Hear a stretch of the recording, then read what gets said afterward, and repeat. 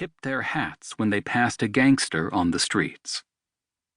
From his first day on the job, Cleveland's new top cop chipped away at an entrenched system of bribes and payoffs.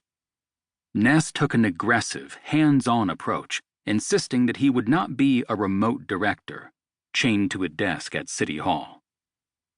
"I am going to be out," he said, "and I'll cover this town pretty well. Not only that," he promised, "I will do undercover work to obtain my own evidence and acquaint myself personally with conditions." In truth, the odds of Ness going undercover were slim. His face appeared on the front pages of the city's newspapers almost daily, making him easily one of the most recognizable figures in town. In case anyone missed the photos, reporters were quick to embellish, often dwelling on his boyish good looks. He is about 5 feet 11.5 inches tall, weighs 172 pounds, has a mop of unruly brown hair which he futilely attempts to keep parted, the press observed. His eyes are blue and keen, and his complexion ruddy. He is trim and athletic. He looks more like a collegian than an expert criminologist. His looks were deceiving. Day after day, for months at a time, Clevelanders awoke to read of some fresh feat of daring do from their young safety director.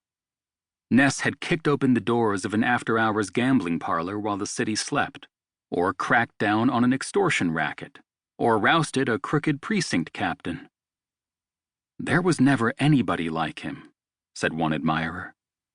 "He really captured the imagination of the public in his early years, and he was given a hero's worship." But there was one stubborn blot on his otherwise flawless record.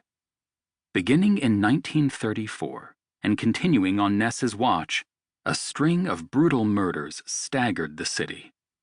The killings were utterly without precedent, so grisly and shocking that they came to be called a real-life Murders in the Rue Morgue.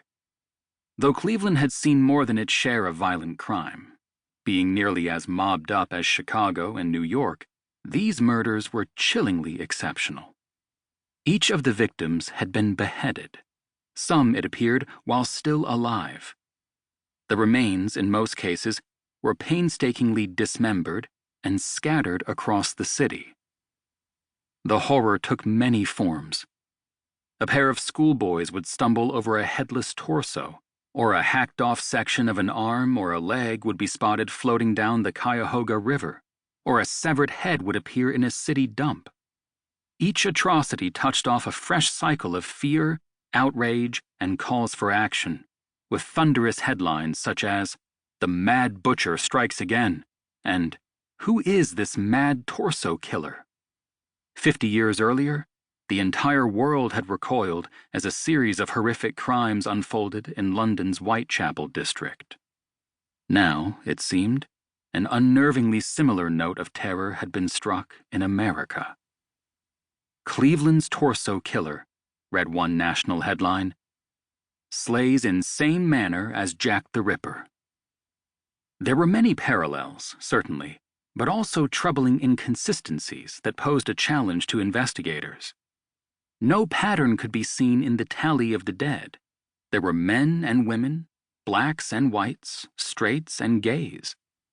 The victims, when they could be identified at all, were found to be indigents, drifters, or prostitutes, people who would not be missed.